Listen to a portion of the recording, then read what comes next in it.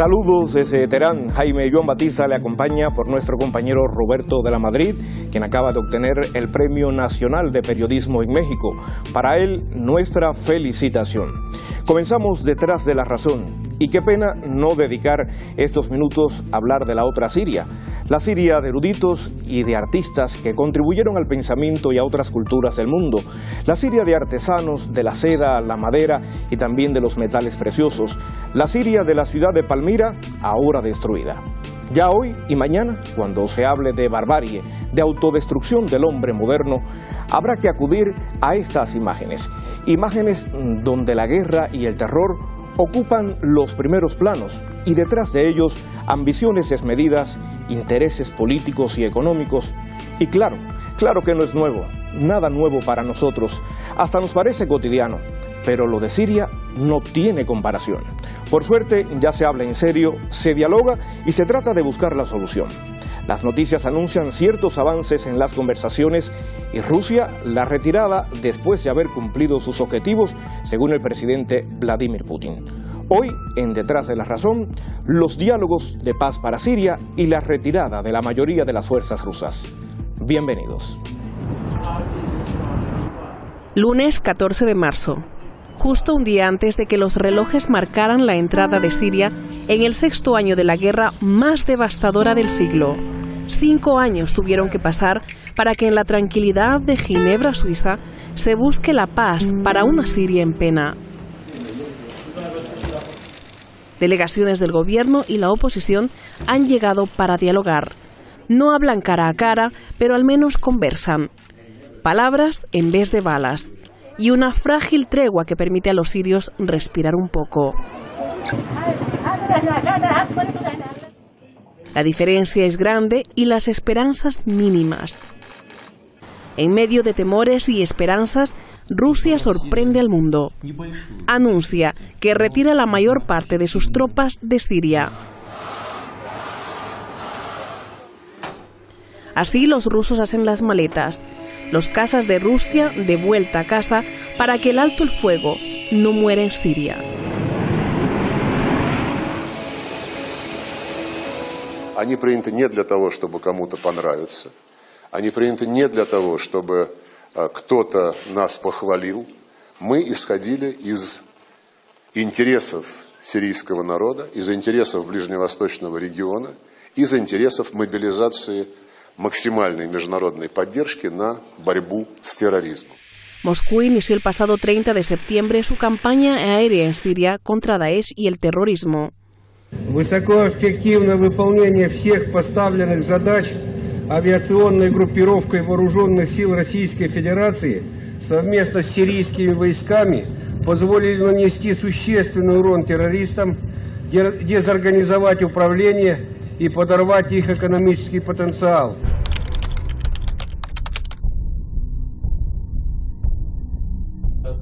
Desde amigos hasta adversarios, desde Irán hasta la OTAN aprecian la retirada rusa. ONU dice que muestra el compromiso. I think that it would be fair to recognize that in the statement of President Putin there is a very clear commitment to the need to support the negotiations, the peace. Rusia se repliega de Siria, pero advierte que volvería en cuestión de horas si hiciera falta. И, конечно, если потребуется, то Россия буквально за несколько часов способна нарастить свою группировку в регионе до размеров, адекватных складывающейся обстановке, и использовать весь арсенал имеющихся у нас возможностей. Moscú quiere que otros sigan su ejemplo. Advierte de juegos sucios que podrían secuestrar luces de paz. Действия Турции, по сути дела, подрывают эти усилия, которые предпринимаются, в том числе с одобрения Совета Безопасности ООН, и по вопросам перемирия, и по вопросам доставки гуманитарных грузов, и по вопросам начала политического процесса. Eso y más. Los kurdos sirios anuncian el establecimiento de una región federal en plenas conversaciones de paz. Conversaciones de las que han sido excluidos. Adivine por qué. Porque Turquía amenazó que boicotearía los diálogos y presionó para que no inviten a los kurdos a Ginebra. Si hay un punto en que el gobierno sirio y la oposición están de acuerdo, es esto. Ambos rechazaron la declaración kurda. En la tranquila Ginebra concluye la primera semana de conversaciones indirectas, cada parte con sus propuestas. Todos coinciden que ha sido positivo. Pocos avances, pero grandes esperanzas. Al menos nadie abandona el diálogo. El lunes volverán a conversar, quizá directamente, cara a cara, esperando construir una plataforma mínima de consensos. Una plataforma para seguir negociando en abril. Y así, Siria se permite el lujo de soñar con la paz, aunque parezca una utopía.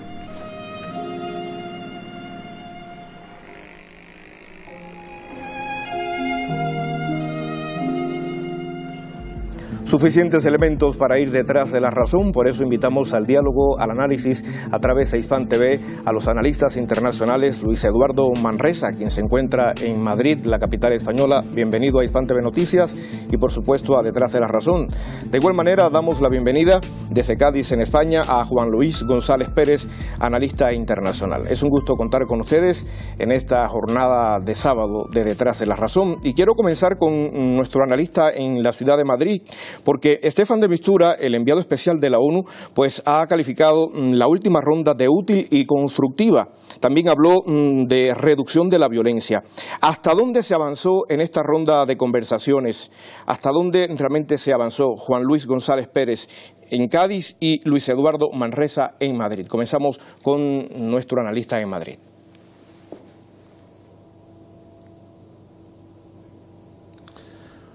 Bueno, yo creo que es un paso bien importante que se esté logrando ya por lo menos el cese a la violencia que desvirtuaron, porque realmente el punto neurálgico ahí es el ISIS. Pero entre oposición y gobierno se hayan sentado a dialogar, ya es un paso bastante importante, es un paso porque el diálogo puede llevar, aunque una de las bases es la salida democrática del presidente Bashar, pero yo pienso que conversando y dialogando pueden lograr llegar a un acuerdo. La comunidad internacional está jugando un gran papel. Es importante que entiendan que no se van a disputar la comunidad internacional el control sobre Siria una vez que se logre un acuerdo de paz, y que cada país retorne a su lugar de origen y dejen que sean los sirios los que realmente dirijan el futuro. Eso debe ser el fundamento y yo creo que en esa dirección es que va dirigido estos acuerdos de paz que se están hablando en Ginebra. Juan Luis, con respecto al avance de esta ronda, ¿se avanzó más que en la anterior? ¿Hasta dónde se avanzó o hasta dónde realmente ha quedado prácticamente igual? Bueno, hay algo muy importante que merece ser destacado, y es que prácticamente al principio nadie apostaba por esta tregua y los observadores internacionales decían que iba a durar muy poco como las anteriores. Lo cierto es que ya es importante que la tregua es un hecho en sí misma y que a pesar de que se hayan denunciado algunas violaciones por ambas partes, todo indica que se va a mantener en el tiempo, ¿no? Por otra parte, la tregua incluye a una serie de grupos opositores, pero no al Estado Islámico, como ha dicho el anterior interviniente, pero tampoco a Al-Qaeda. Y bueno, las operaciones sobre el terreno van viento en popa y es posible que tengamos alguna sorpresa en los próximos días, fundamentalmente en Palmira y Alepo.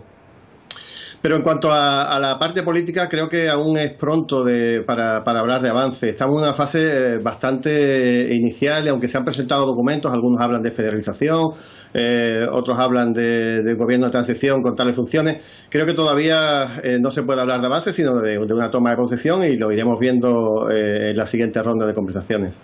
Luis, la oposición apoyada por Arabia Saudí busca un órgano gubernamental de transición con plenos poderes ejecutivos. ¿Podrá cambiar esto en la próxima ronda convocada para abril venidero? ¿Qué tendría que suceder realmente para un cambio de actitud por parte de la oposición?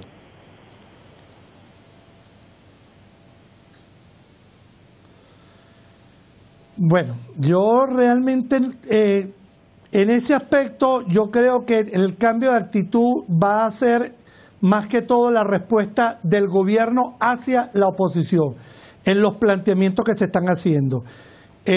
Por supuesto, como te lo dije antes, la comunidad internacional está jugando un papel importante, pero más que importante yo creo que es a nivel de conciencia, y como dice Juan Luis, se ha avanzado mucho.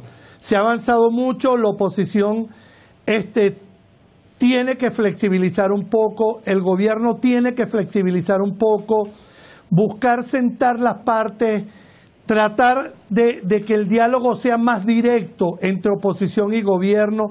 No veo fácil la inclusión de ISIS y Al-Qaeda en esta situación por, vamos a decir, la posición y la ideología de estos dos grupos.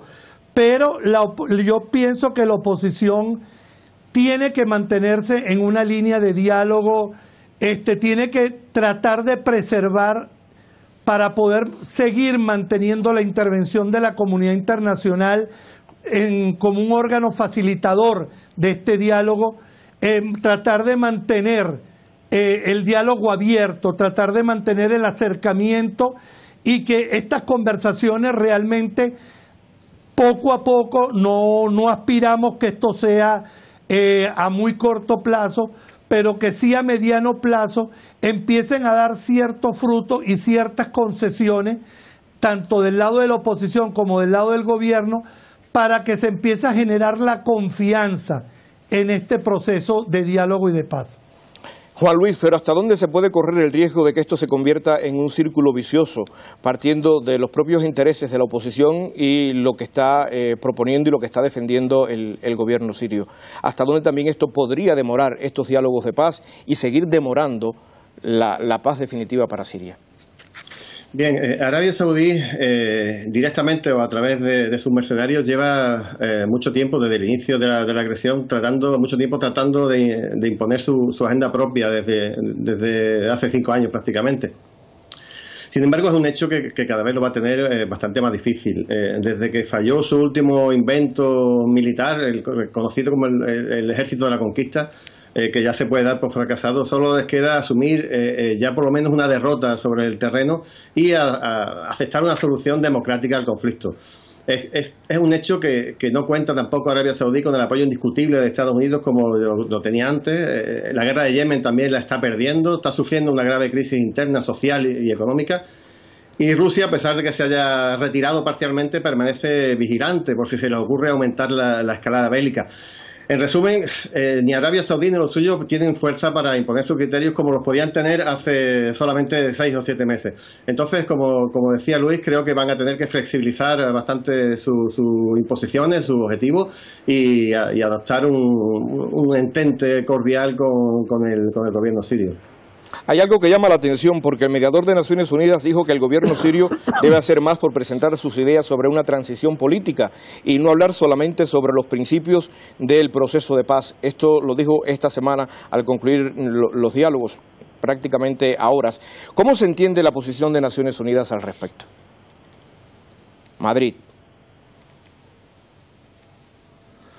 Bueno, para mí que las Naciones Unidas, y eso lo tiene que entender el presidente, que fue el foco de esta crisis bélica y que ha generado tanta muerte en este hermano país sirio, tiene que partir de que ellos tienen que entender que tienen que enfocar hacia una transición democrática para un cambio de gobierno. Ese es lo primero que tiene que entender el gobierno, que tienen que trazarse, vamos a decir así, como meta que van en vía a una transición para facilitar el diálogo.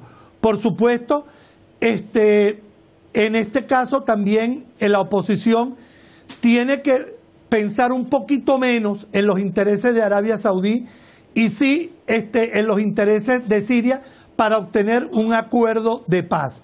Como lo hemos dicho, un acuerdo que no va a ser a corto plazo, un acuerdo que todavía no está fácil porque las posiciones todavía están muy arraigadas, no hay la disposición total de esos cambios que se requieren para obtener la paz por la vía del diálogo, pero sí necesariamente e indiscutiblemente dentro de la mesa de negociación tiene que estar puesto sobre el tapete una transición de cambio de gobierno. Juan Luis Eduardo desde Madrid hacía referencia al secretario general de la Organización de Naciones Unidas y Ban Ki-moon hizo hincapié en la oportunidad y entre comillas digo oportunidad de poner fin al conflicto en Siria a través de los diálogos de Ginebra, Suiza. Dijo textualmente: si perdemos esta oportunidad, las consecuencias para el pueblo sirio y para el mundo son demasiado aterradoras para contemplarse. ¿Acaso oportunidad significa que es ahora o nunca? A ver, creo que Ban Ki-moon lo que ha pretendido hacer es dar una especie de toque de dramatismo para que todo el mundo se implique en serio en la búsqueda de una solución política. Es cierto que es una gran oportunidad, pero también es cierto que la guerra contra el terrorismo marcha bastante bien y que si no hay cambios sustanciales, las operaciones clave podrían haber terminado incluso antes de fin de año. Otra cosa es que Israel y sus aliados de Arabia Saudí o Turquía fueran capaces de iniciar una nueva escalada de otro tipo, como una invasión terrestre o algo así. Pero insisto, esta guerra tiene fecha de caducidad. Alepo, Raqqa y Deir ez-Zor creo que van a caer en los próximos meses. Palmira tiene los días contados. En fin, creo que, como decía antes, simplemente intentar empujar un poco para que todo el mundo no se levante de la mesa y volvamos a tener un impasse de un montón de meses o incluso de años, ¿no? Luis Eduardo, ¿piensas lo mismo? ¿Piensas que Ban Ki-moon lo que le ha dado a esto es un toque de dramatismo para llamar la atención? Quizás una puesta en escena diferente para captar la atención de todos los implicados y de las organizaciones internacionales.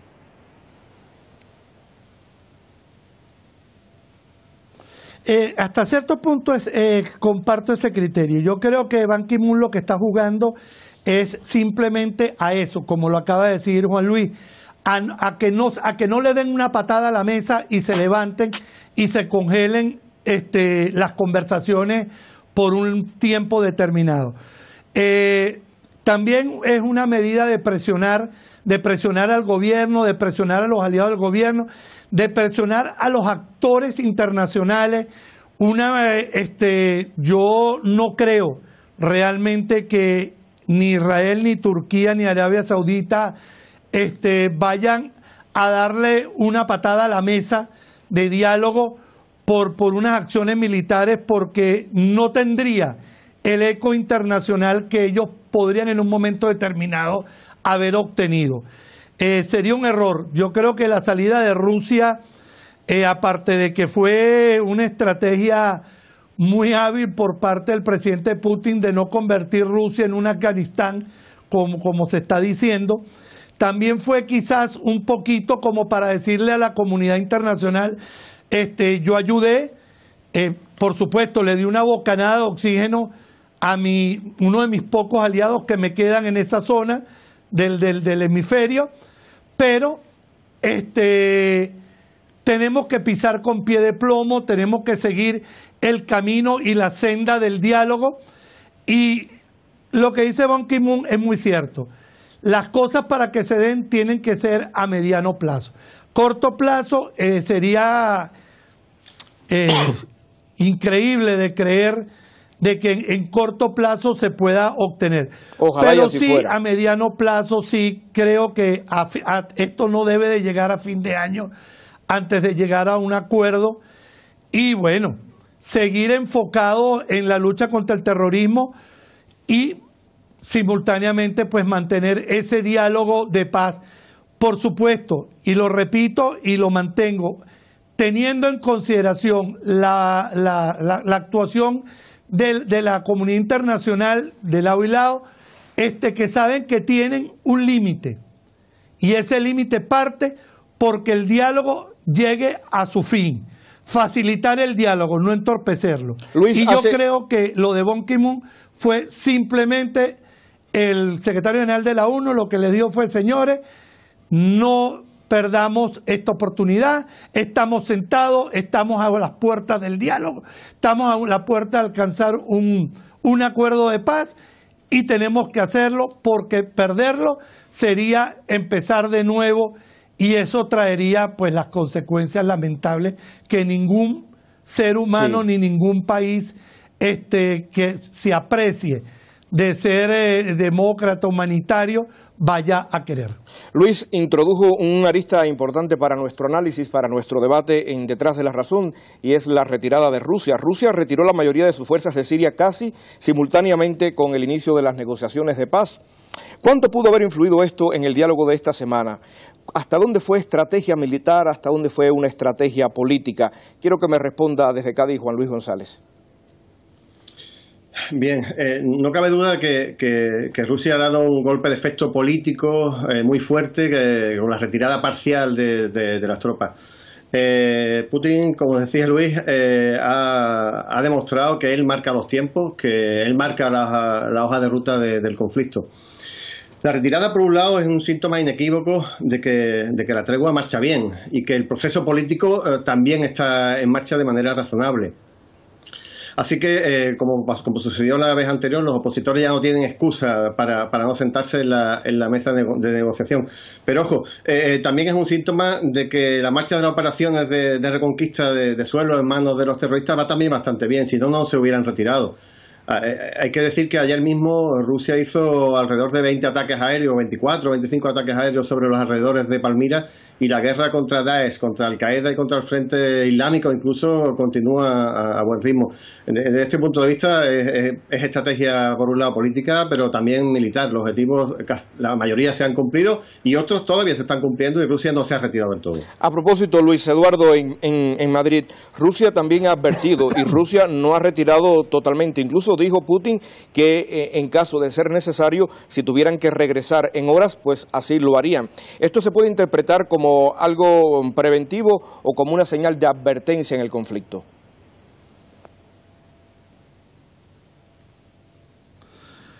Yo no creo que Rusia esté en condiciones de advertencia, que Rusia a nivel internacional estaba bastante golpeada por el tema de Ucrania. Esta jugada que hizo Rusia fue una lavada de cara que se tiró. También pienso que fue una estrategia por parte de Putin de evitar, en vista de que el gobierno pretendía seguir una oleada, pues para tratar de recuperar los terrenos perdidos, y Putin da un paso atrás y dice: no, el acuerdo de paz, la comunidad internacional, Estados Unidos, mira lo que yo estoy haciendo, estoy ojo visor.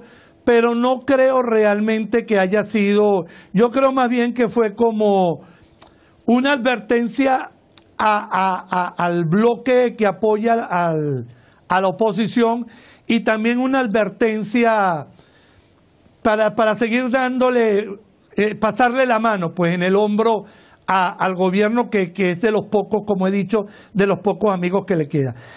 No creo que Rusia esté en condiciones de ningún tipo de amenaza. Rusia viene de estar muy golpeada por el tema de Ucrania, y esto fue una jugada magistral.